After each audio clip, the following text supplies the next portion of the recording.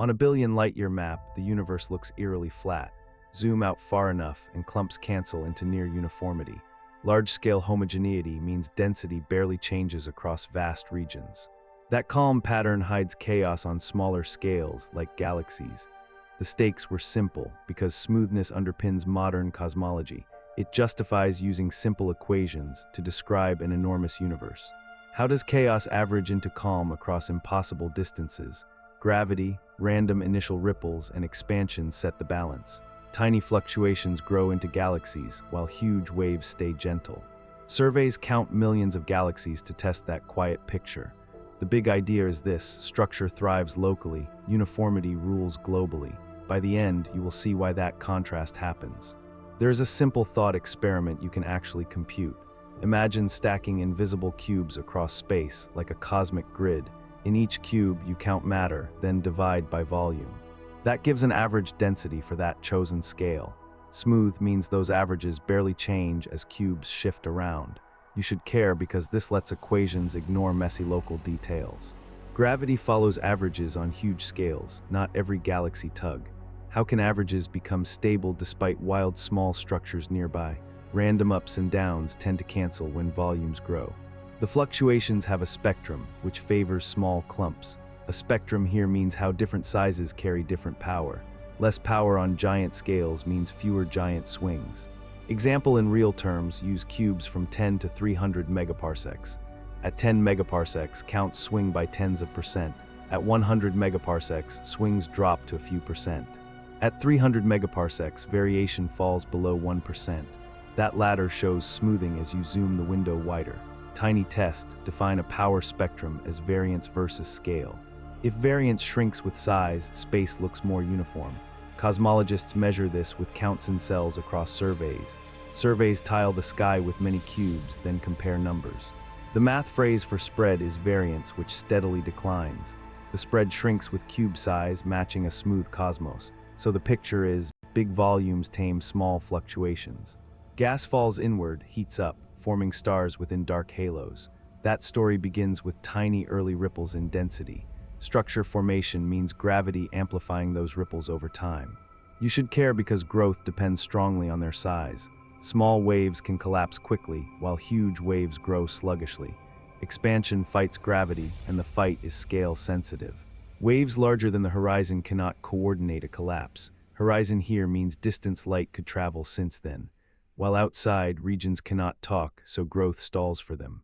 As the horizon expands, more waves enter and can grow. Dark matter carries most mass, so it drives early growth.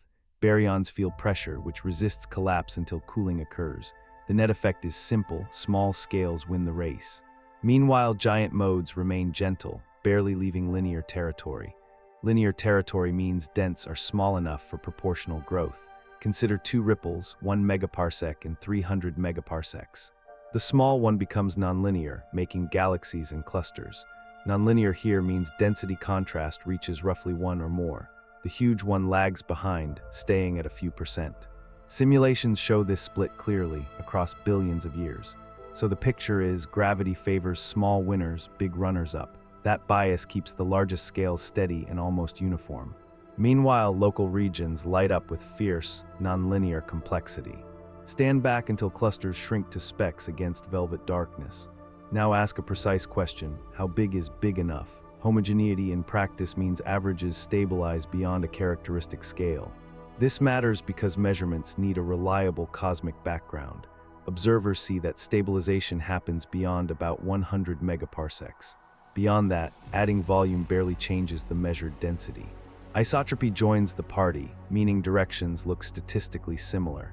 Together, these ideas form the cosmological principle used widely. How do we know those numbers are not wishful thinking? Sky maps of microwave afterglow show fluctuations near 1 in 100,000. That afterglow is the cosmic microwave background, our earliest light. It paints a near-perfect sphere, with tiny peppered temperature spots.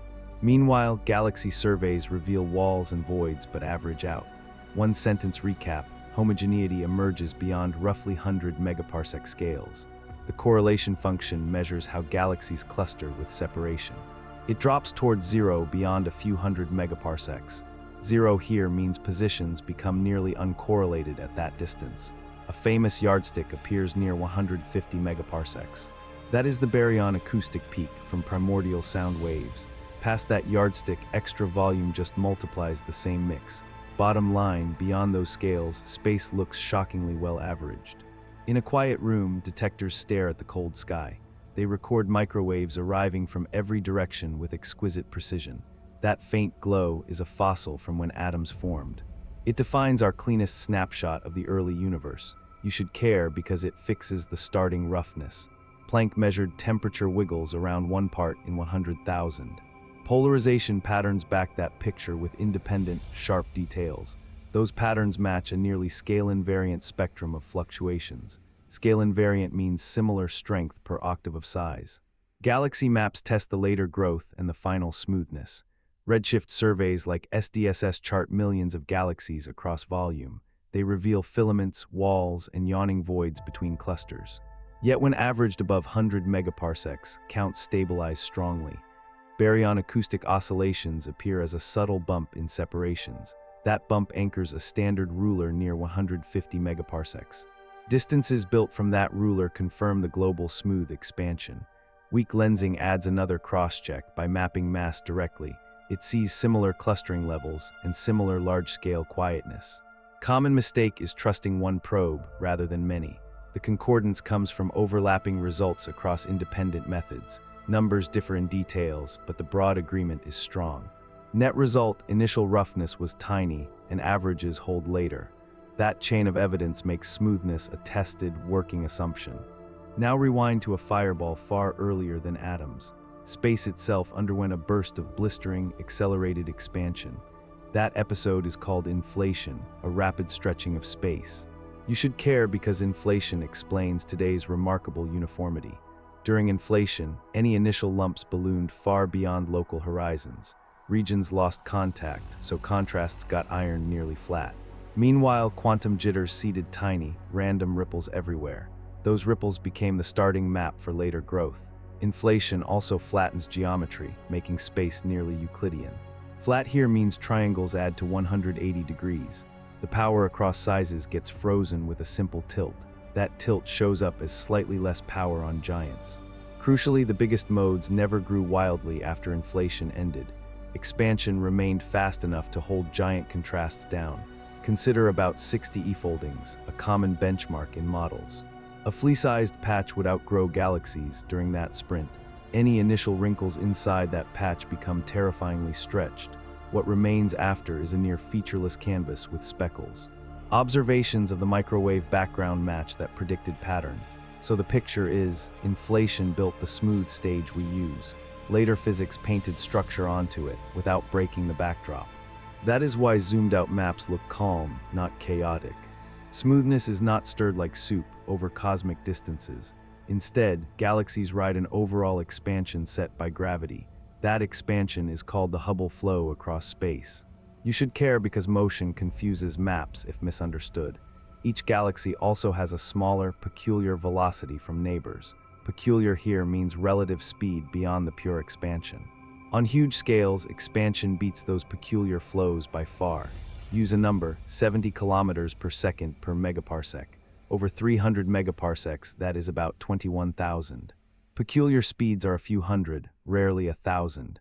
Expansion therefore washes directional biases at those grand scales. Distances derived from redshifts reflect that smooth global behavior. Meanwhile, local counts still swing strongly inside cluster neighborhoods, but averaging across many neighborhoods calms the final estimate. Rule of thumb, double your survey size to have variance. Weighting methods reduce biases, like fiber collisions in mapping. Those practical steps keep the background measurement robust and repeatable. Simulations mirror this, showing smooth profiles beyond the homogeneity scale. Observers and theorists meet there, speaking essentially the same language. Bottom line, expansion plus averaging protects the calm cosmic backdrop. Look at a deep survey, filaments twist like glowing noodles. That wild pattern seems to challenge any claim of smoothness. Here is the catch, patterns are huge yet still finite. You should care because finite patches mislead without statistics. A wall may stretch 450 million light-years across, but surround it with a gigalight-year box and breathe.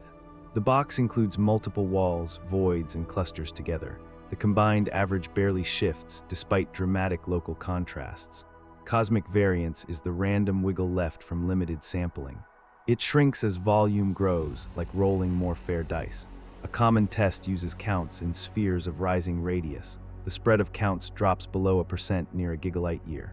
Another test checks directional balance, looking for large dipoles. Measured dipoles, beyond local motion, look very small indeed. Simulated universes also produce foam, then wash smooth at scale.